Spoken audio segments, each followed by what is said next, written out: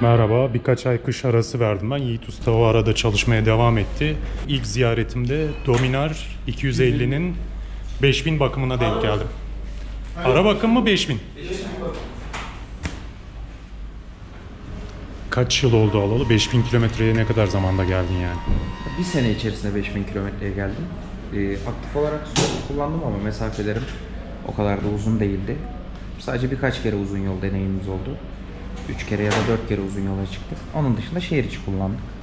Adın soyadını da söyler misin? Alperen Coşkun. Alperen Coşkun. Evet.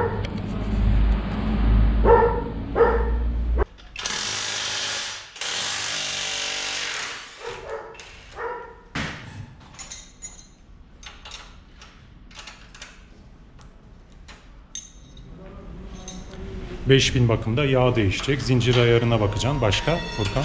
Yağ filtresi değişecek, Pascal basınçları kontrol edecek, fren petleri kontrol edecek.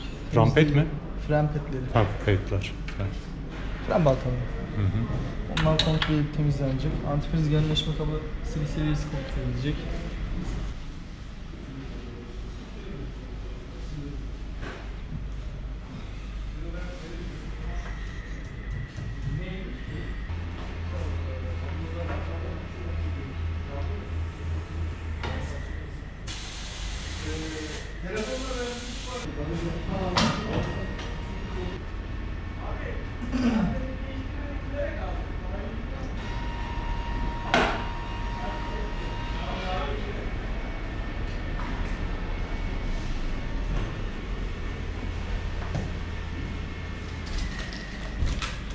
Sizi sahalarda göremeyecek miyiz artık?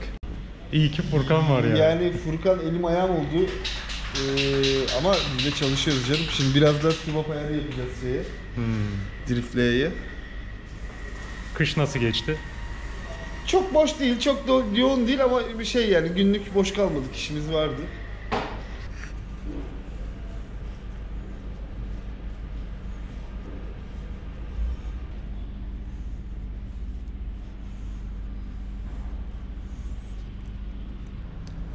Ateistlerin kurduğu dövüş kulübünün ilk kuralı nedir? Ne? Ne Allah var, ne Allah yarattı Allah demeyeceksin. yarattı demeyeceksin. Onu izlemiştim. Soğuk savaş. Allah yarattı demeyeceksin. Patron? Küçük filtre mi diyelim ona Furkan, ne diyelim? Yağ süreci. Ha, yağ süzgecini çıkarttı, bezle kenarlarını, her yerini temizledi. Sonra balata spreyiyle temizledi ve hava tuttu, kuruttu. Işıl ışıl yaptım. İşte 4 günde bitiriyorlar.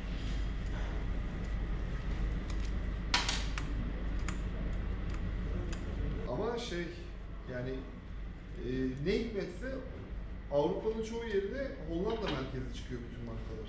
Mesela Harley Davidson Avrupa merkezi Hollanda'da. Çoğu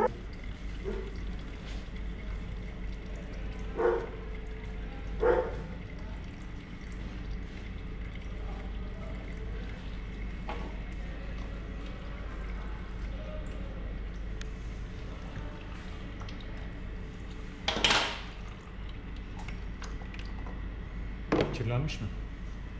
Tamam.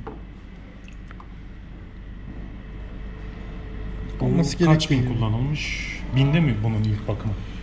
500-750 kilometre. O zaman 4000 kilometrelik filtre yani. 2500 lira bakım.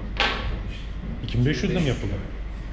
Yani şimdi filtreyi kontrol ederken renginden ziyade zaten rengi koyduğun an içinde yağ Kararır. döndüğünde değişiyor. Filtreye dikkat ederken şu kanallar var ya, birbirine paralel bir şekilde gidiyor kısmi olarak. Tam paralel değil de.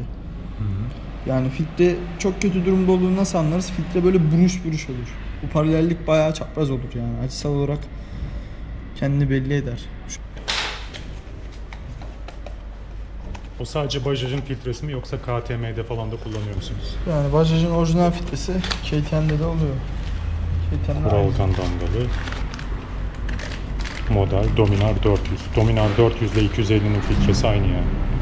NS200, RS200 de daha. İkisinin filtresi aynı. İlk takıldığında bayağı birbirine açısal olarak eşit bir şekilde gidiyor. Burada da biraz. Neden o hale geliyor ki? Islandığı için genleşip mi şekil değiştiriyor Yani yoksa evet. pislikten bir yerler doluyor da Yok, pislikten değil. Isıya maruz kaldığı için. tamam, kağıt sonuçta. Aynen öyle. Yiğit Ustacığım, Buyurun. şimdi bu motosiklet kıştan çıktı geldi. Kış bitiyor. Facebook'ta, gruplarda bir sürü bilgiler, sorular. Sizden kısaca kıştan çıkan bir motosiklet servis bakım aralığı gelmemiş olsa bile kullanıcılara birkaç tüyo tavsiye alabilir miyiz? Furkan'ı çekerken şöyle gel.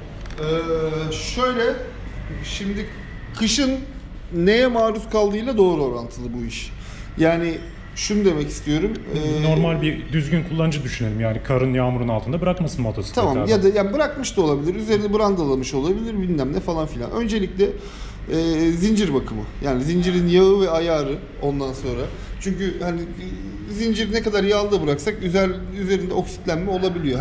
Kışın arada bir mi yağlasın yoksa kıştan çıkarken ya da girerken mi yağlasın? Kışın kullanılmıyorsa, kullanılmayacaksa kullanmadan evvel, yani motoru bırakmadan, kapatmadan evvel güzelce böyle normalden daha fazla yağlayarak ondan sonra yağlayıp bırakıp ondan sonra sezon başında da, yani kullanmaya başlayacağı zaman da işte zincirini bir yağlayıp tekrar kullanmadan evvel lastik havalarını kontrol edip kullanmaya başlayabilirler.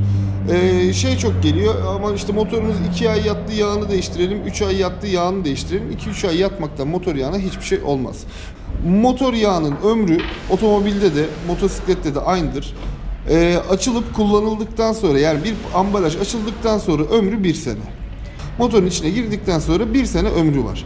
1 sene dolmadıysa ve kilometreleri dolmadıysa bakım maliyeti çıkartmalarına gerek yok kendilerine. Bazı arkadaşların içine sinmiyor, yaptırıyorlar. Bu tercih meselesi ama uzman görüşü olarak motorunuzu hani 2-3 ay yattıktan sonra yağını değiştirmenize gerek yok. Kıştan sonra ilk kez çalıştırıp kullanacağı zaman normal diğer zamanlara nazaran farklı bir şeye dikkat etmesi gerekiyor. Öncelikle bir kere uzun süre yatan motorlardaki bütün yağ aşağı süzüldüğü için ondan sonra bir kere motoru dik pozisyonda çalıştırıp yaklaşık bir 2 dakika kadar rölantide motoru kendi haline bırakıp 2 dakika kadar dik pozisyonda çalıştırmakta fayda var. Neden? Üst kapağı, ondan sonra valflere, sübaplara yağ dolmasını sağlamak, oraların tekrar yağlanmasını sağlamak ve yani devir daimin tamamlanması, bütün bidondaki devir daimi. Aynı zamanda su soğutmalı motorlarda su devir daiminin sağlanması. Ondan sonra 2 dakika kadar dik pozisyonda çalıştırıp bir 5 dakika, toplamda 5 dakika kadar kendi halinde çalıştırmakta fayda var hareket etmeden önce. Aydınlandım hocam. Ne demek? Lamba gibiyim.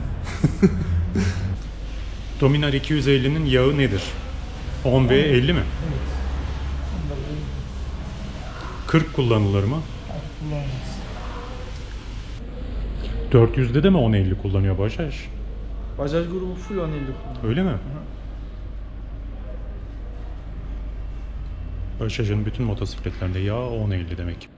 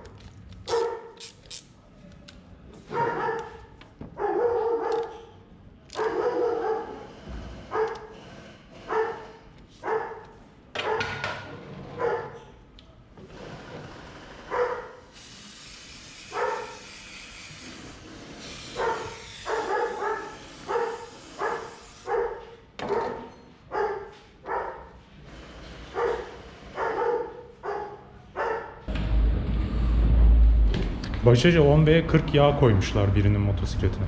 YouTube'da videonun altına sormuş bir şey olur mu diye. Ben görmüştüm onu. Yani sıcak iklimde kullanıyorsun, yani soğuk iklimde kullanıyorsa bir şey olmaz ama Bajaj'ın Türkiye pazarına girdiğinden beri yaz kış söylediği tek şey 1050 kullanın. Yani hep 1050. 10 ve 40'ı kullandığı zaman yani acilen değiştirmesini gerektirecek kadar büyük bir problem olmaz ama değil mi? Yani çok da o yağıyla kullanmakta fayda var. Filtre de değiştiği zaman toplam ne kadar yağ koyuyorsun? 1.5. 1.5. Tam Yani litresine şöyle- göre ölçüp mü koyuyorsun yoksa pencereye bakıyorsun onu mu Pencere- öncelik alıyorsun? Şöyle aslında bunun tam şeyi 1.4 yazıyor servis kitabında ve bize yapılan bildirimlerde.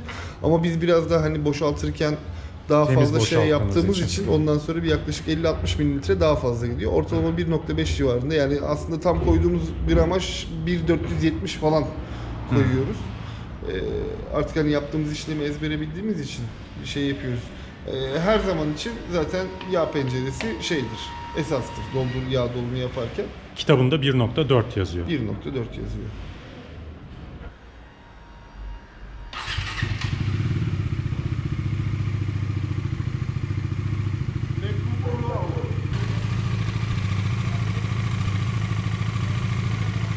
Bajaj Dominar 250'nin 5000 kilometre bakımı yapıldı. Yapılan işlemler yağ değişimi, filtre değişimi, süzgeç temizliği, zincir temizliği ve ayarı, lastik basınçlarının kontrolü ve koruma demiri gibi diğer donanımların kontrolü, elektroniğin kontrolü. Bajajların bütün modellerinde kesinlikle yağ 10 ve 50. Filtre değişiminde 1.4 litre yağ konuyor ama yiğit ustalar yağı iyice süzdükleri için içinde kıyı köşe her şeyini temizledikleri için 1.47 kadar yağ alıyor.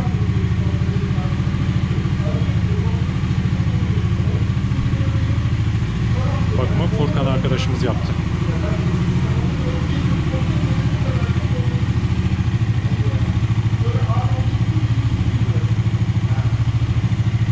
Çalışmadan sonra stop edecek, 5-10 dakika dinlendirecek, yağ seviyesini bir daha kontrol edecek.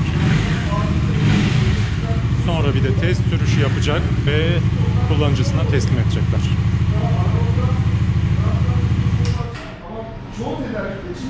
Yağı bir daha kontrol edeceksin değil mi? Aynen. Şimdi iyice yayıldığı için yağ içinde bakın camda tamamen